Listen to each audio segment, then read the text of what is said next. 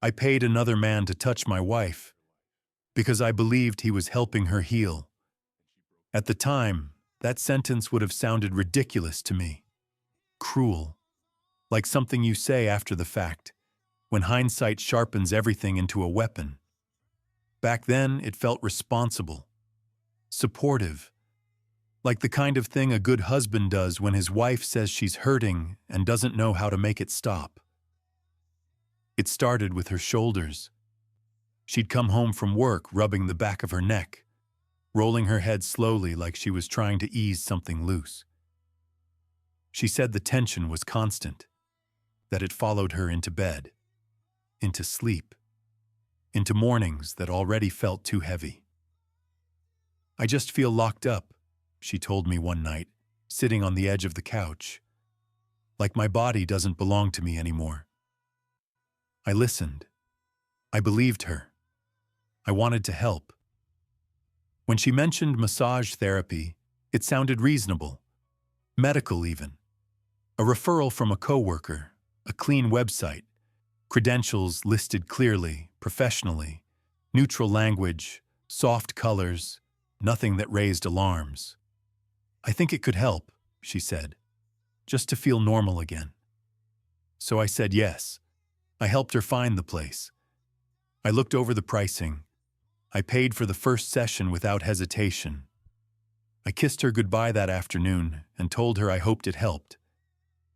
She came home quieter than usual, not withdrawn, calmer, like someone who'd finally exhaled after holding their breath for too long. "How was it?" I asked. She smiled. "Really good." That smile stayed with her. Over dinner, over the evening, into bed. She slept deeper than I'd seen her sleep in months, her breathing slow and even, her body heavy against the mattress like it had finally been allowed to rest. I remember lying there beside her thinking, good. This was a good decision. That's the part that still twists something in my chest. The sessions became regular, once a month at first, then twice, then every week. She talked about them casually, about pressure points, about how much tension she'd been holding without realizing it. She used words like release and alignment and progress. I nodded, encouraged her, adjusted our budget without complaint. I paid. I joked about it sometimes, told her I was glad someone else was fixing what I couldn't. She laughed, kissed me, told me not to be weird. Nothing about it felt like a threat. If anything, it felt like improvement. She was lighter at home, more patient, less irritable. She laughed more easily, touched me more often. Quick brushes of her hand, leaning into me when we stood close in the kitchen. I told myself this was proof it was working. That was the trick of it. The betrayal didn't arrive wrapped in distance. It arrived wrapped in relief. The first moment of unease came from something so small I almost missed it. A smell. She walked past me after a session one evening, heading straight for the shower, and I caught it. Eucalyptus, yes, but something warmer underneath. Skin. Heat. A human closeness that didn't belong to soap or lotion. It lingered. I noticed how long she stayed in the bathroom, how she locked the door, how she came out already dressed, avoiding my eyes just long enough to register. "You okay?" I asked. "Just tired," she said easily. Too easily. I let it go. That became a habit. I let go of the way she dressed differently on massage days. Softer fabrics, looser cuts, nothing overt, just intentional. I let go of how she shaved more carefully, of how she lingered in front of the mirror afterward, adjusting nothing, just looking. I told myself I was being paranoid, that professionals touch bodies all day, that this was my insecurity trying to turn care into suspicion. Trust, I reminded myself, doesn't interrogate. But trust without attention isn't trust. It's neglect. The language shifted slowly. She stopped saying massage. She started saying session. I have a session tomorrow. He said we're making real progress. I might be sore after today's session. I'd never met him, never shaken his hand, never heard his voice. But he was spoken about in our house with a familiarity that didn't belong to a stranger. Still, I said nothing. The night everything changed wasn't dramatic. No raised voices, no gut instinct screaming for attention. Just a quiet moment where reassurance disguised itself as reason. She was asleep. Her phone was on the charger. The room was dark enough to pretend this wasn't what it was. I wasn't looking for proof. I was looking for something to calm the growing discomfort in my chest. Something to tell me I was imagining things. I unlocked the phone. The home screen looked normal. No explicit messages. No unfamiliar numbers jumping out. For a split second, relief almost washed over me. Then I searched his name. The conversation loaded slowly, like the phone itself was hesitating. The messages weren't explicit. That was the first blow. They were intimate in a quieter way. Familiar.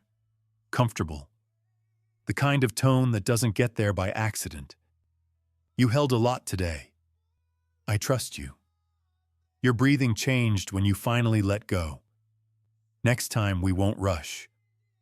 My chest tightened, but I kept reading, clinging to the idea that this could still be misunderstood. That tone could lie. Then I saw the message she'd sent an hour before I got home. I can still feel your hands. I set the phone down slowly, like it might burn me. The room felt too quiet, too still. I could hear my own heartbeat, loud and unfamiliar. I thought about how many times she'd gone, how often I'd paid, how easily this had slid into our life without resistance. This wasn't a mistake. This wasn't a single bad decision. This was scheduled, repeated, normalized. I put the phone back exactly where it had been. Same charger, same angle, same silence. I lay there staring at the ceiling, listening to her breathe beside me, and understood something with terrifying clarity. My wife hadn't cheated in a moment of weakness. She'd cheated in a room designed to disarm people, with someone trained to read bodies, with my money paying for the door to close. And as that truth settled in, heavy and unavoidable, I realized I was only at the beginning of this story. Because once you understand how the betrayal happened, you start to understand how long it's been happening. After that night, I stopped asking questions out loud. Not because I didn't have them, but because I didn't want to give her a chance to start rehearsing answers. There's a moment, once you see something clearly, where confrontation actually becomes the worst option. It changes behavior, it closes doors, it teaches people how to hide better. So I stayed quiet. From the outside, nothing changed. We still ate dinner together. We still talked about work, bills, weekend plans. I still asked how her day was and listened like a husband who trusted his wife. But inside, I was paying attention in a way I never had before. Massage days stood out immediately once I let myself see them. She dressed differently, not provocatively, not obviously, just intentionally.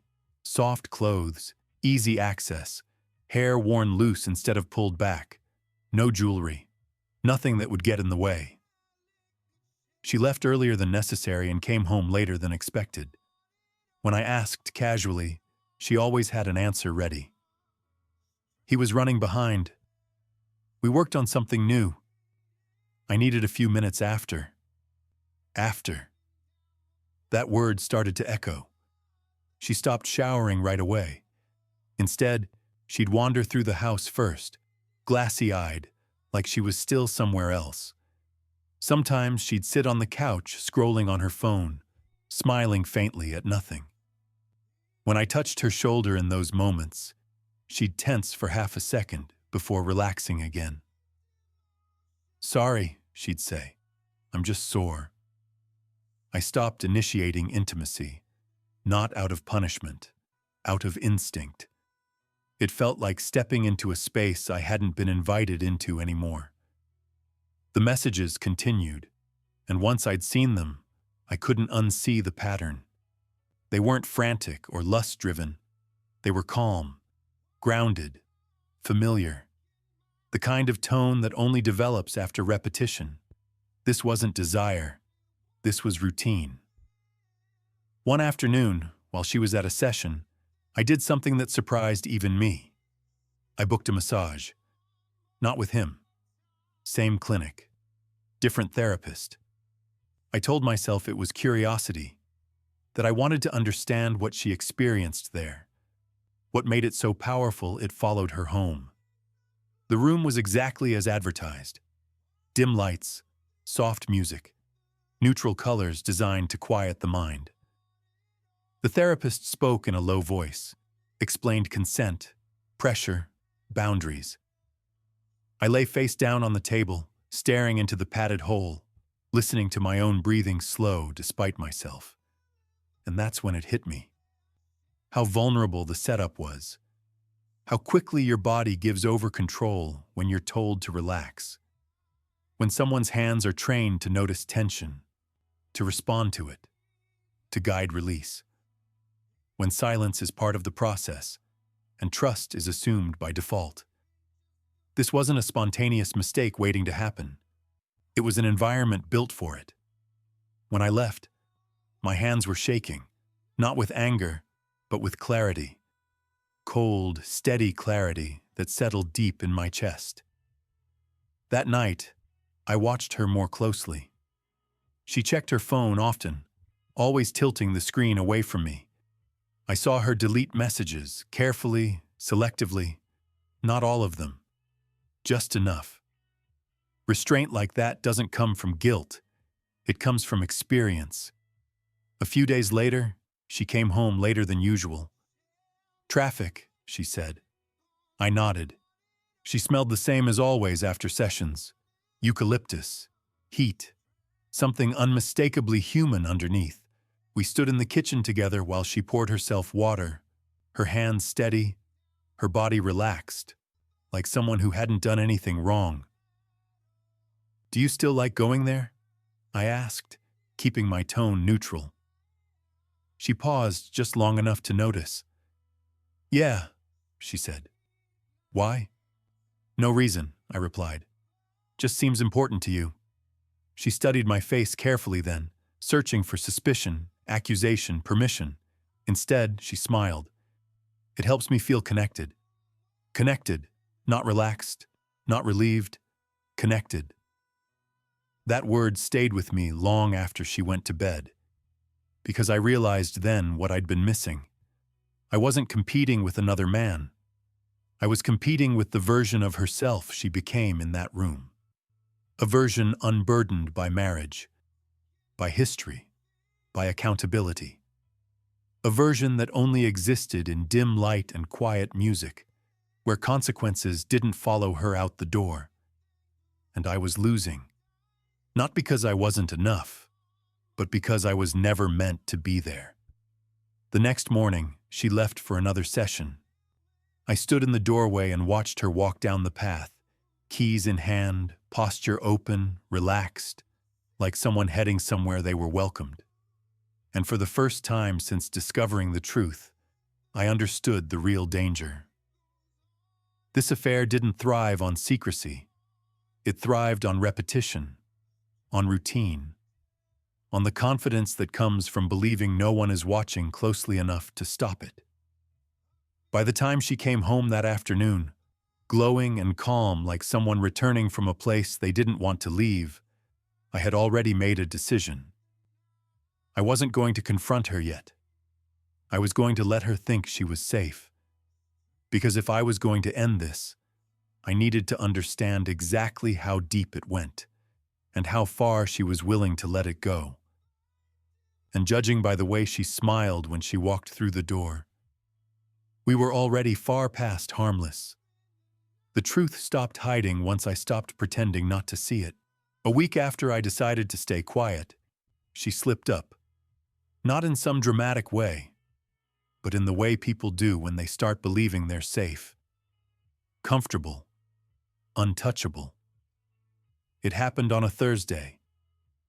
She came home earlier than usual, earlier than she ever did after a session. She didn't shower, didn't change. She walked straight past me, phone in hand, and said she needed to lie down for a bit because she felt lightheaded. Lightheaded. I followed her with my eyes as she disappeared into the bedroom. A minute later, her phone buzzed from the couch where she'd left it behind. Once. Then again. I picked it up. Not with guilt this time. Not with nerves. With the calm certainty of someone who already knows what they're about to find. The screen lit up. Him. I shouldn't have let you leave like that. Next time we won't rush the ending. Ending. My hands didn't shake. My heart didn't race. I felt oddly grounded, like my body had finally accepted what my mind had been circling for weeks. I opened the thread. There was no pretending anymore. No coded language. No professional distance. Whatever boundary once existed had been crossed so many times, it no longer mattered. I think about you between sessions. I count the days. You feel different with me. I've never felt this safe. Safe. That word again. Then I saw the photos. Not explicit, not graphic, but unmistakable. Her bare shoulder on his table, his hand resting somewhere it never should have been. A mirror shot. Blurred, intimate, unmistakably taken in that same dim room. I scrolled until my chest felt hollow. There it was, in plain language, from her. I don't feel like myself with my husband anymore. With you, I don't have to explain anything. That was the moment something in me hardened permanently. Not anger, not hatred, resolve. This wasn't a mistake she regretted. This was a life she'd stepped into willingly, repeatedly, with intention. She came back into the living room 20 minutes later, hair slightly damp now, phone nowhere in sight. "You okay?" she asked, noticing my expression for the first time. "Yeah," I said. "Just tired." She nodded, relieved, and sat beside me like nothing was wrong, like she hadn't just given herself to another man and left the evidence glowing on the screen. That night, after she fell asleep, I stayed awake and did something I hadn't planned on doing. I researched him. Not casually, thoroughly. His license, his certifications, his reviews, his disciplinary history. And there it was, buried just deep enough not to scare clients away. 2 complaints, unsubstantiated, closed quietly. Women who reported boundary confusion, emotional dependency, sessions that felt inappropriate but were hard to define, hard to prove, because nothing leaves bruises when it's done slowly. I sat there in the dark, phone in hand, understanding the full shape of what I was dealing with. This wasn't just an affair. This was exploitation disguised as care, trust monetized, vulnerability scheduled by the hour. And my wife had walked into it with her eyes open and stayed. The next morning, I didn't confront her. Instead, I asked one simple question. "Do you ever think about stopping?" She froze, not confused, not surprised, cornered. "Stopping what?" she asked carefully. "The sessions," I said. "You go a lot." Her shoulders dropped slightly, like she'd been waiting for this to surface. "I don't think I could," she said quietly. "Not right now." That was my answer. Later that day, while she was out, I contacted a lawyer. Not to threaten, not to scare, to understand my options. The lawyer listened without interrupting. When I finished, There was a pause on the line. "What you're describing," he said, "isn't just infidelity." "I know," I replied. "It's a breach of professional ethics," he continued, "and depending on the evidence, potentially abuse of power." Abuse. That word sat heavy. I thought about the messages, about how he framed everything as healing, about how she'd learned to trust him with her body before she trusted him with her secrets. That night, I confronted her. Not with screenshots, not with raised voices, just the truth. "I know you've slept with him," I said. She stared at me, eyes wide, then slowly looked away. "Yes," she whispered, "more than once." "How many times?" I asked. She shook her head. "I don't know. I stopped counting." That answer landed harder than any number. "I didn't plan for it," she said quickly. "It just happened. And then it kept happening." "Because you let it," I said calmly. She cried, told me she felt alive there, that she felt understood, that she didn't mean to hurt me. I believed her. And that's what made the decision final. Because love doesn't survive when intimacy becomes a service you outsource and protect. That night, I slept on the couch. Not because I was angry, but because I finally understood exactly what I was waking up from. And I knew the next step wouldn't be loud. It would be deliberate. Because some betrayals don't end with shouting. They end with consequences. I didn't confront her the way she expected. She was waiting for anger, for shouting, for me to throw the phone on the table and demand explanations she'd already rehearsed in her head. Anger would have given her something familiar to push against, something she could survive. Instead, I became methodical. The morning after she admitted it, I went to work like nothing had happened. Same routine, same goodbye. I even told her to have a good day. The relief on her face was immediate. And that's when I knew how badly she'd misjudged what was coming. Over the next 10 days, I did 3 things. First, I documented everything. Every message she hadn't deleted yet. Every payment. Every admission she made when she thought the worst was already over. I didn't argue with her version of events. I let her talk. People reveal more when they believe the danger has passed. Second, I educated myself. I spoke to a lawyer who specialized in professional misconduct. I learned exactly where the lines were and how clearly they'd been crossed. How consent collapses when one person holds authority. How it just happened means nothing when the environment was designed for vulnerability. The word they used again and again was exploitation. Third, I waited. That was the hardest part. She tried to fix things in small, frantic ways. Cooked dinner, left notes, initiated intimacy like it could overwrite weeks of silence. She told me she'd stop going, told me she'd blocked him, told me it was over. I didn't argue. I didn't believe her either. The truth has a rhythm, and this wasn't it. The final confirmation came when she left for what she swore was her last session. I didn't stop her. I watched from the window as she walked down the path, keys in hand, posture relaxed, like someone heading somewhere safe. 30 minutes after she left, I sent the emails to the clinic's owner, to the licensing board, to the professional association he answered to. Screenshots attached, dates highlighted, her written admissions included. I didn't frame it as revenge. I framed it as a duty. When she came home that evening, she knew immediately. Her phone was lighting up nonstop.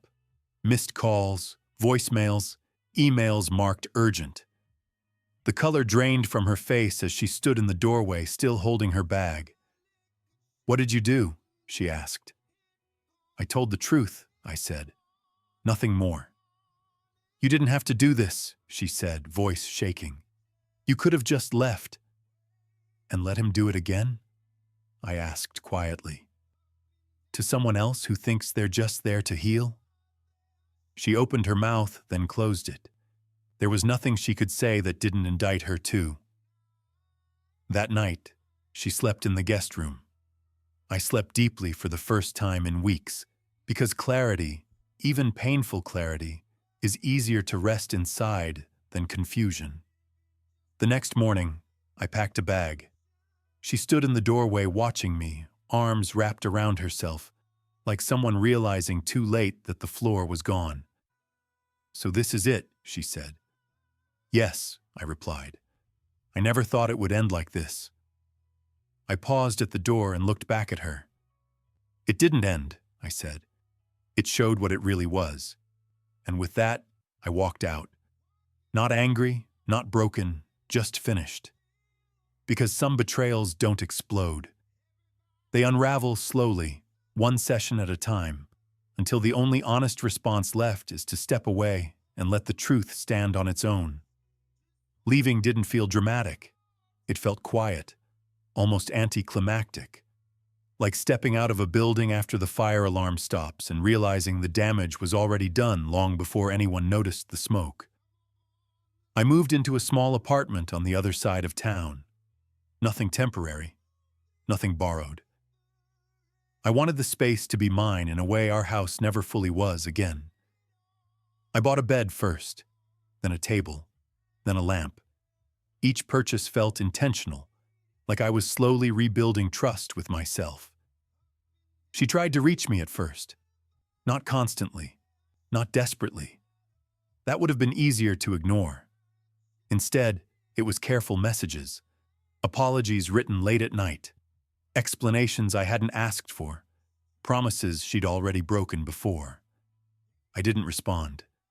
Not because I hated her, because every time I imagined answering, I felt myself being pulled back into a conversation where reality could be softened, reframed, negotiated, and I was done negotiating with the truth. The investigation into the therapist moved forward without me needing to push. The clinic suspended him, then terminated him. The licensing board reached out with questions, and I answered them honestly, briefly, without embellishment. I never framed myself as a hero. I just told the truth. That was enough. The divorce was straightforward. No theatrics, no courtroom drama, just paperwork that turned years into documents and signatures. When we spoke, it was factual, polite, like two people dismantling something fragile they both knew couldn't be repaired. Once, near the end, she asked me a question that stuck with me. "Do you think I'm a bad person?" she asked quietly. I thought about it for a long moment before answering. "No," I said. "I think you made choices that required you to stop seeing me clearly."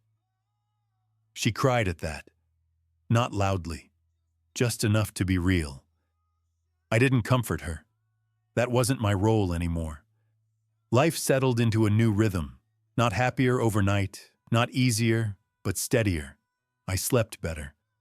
I stopped scanning rooms for signs I couldn't explain. I stopped questioning my instincts. That was the real cost of the betrayal. Not the sex, not the lies, but the erosion of my own perception. The way I'd been trained to doubt discomfort because it didn't arrive screaming. Therapy helped. Not because I needed fixing, but because I needed language. I learned how easily care can be confused with control. How environments built for safety can become tools for manipulation when accountability disappears. I learned that trust isn't proven by silence. It's proven by transparency. Months later, I ran into someone who knew her. They mentioned she was working on herself, that she was doing better, that she talked about the experience like it had changed her. I hoped that was true, but I didn't need proof. I wasn't measuring my healing against her growth anymore. One evening, sitting alone in my apartment, I realized something had shifted. I hadn't thought about the massage room in weeks, hadn't replayed messages, hadn't imagined conversations that never happened. The story had stopped looping, and that's when I knew I'd reached the end of it. Not because I'd forgiven everything, but because it no longer defined me.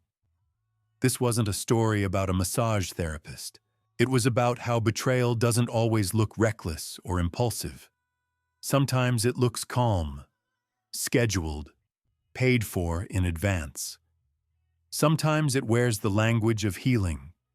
And sometimes the strongest thing you can do isn't to demand explanations or force closure, but to walk away once you see the truth clearly and refuse to let it reshape you into someone who doubts their own reality. I didn't lose my marriage in a single moment. I lost it gradually, one session at a time. And I rebuilt myself the opposite way, slowly, deliberately, without dim lights or calming music distracting me from what mattered. Just honesty. And that, finally, was enough.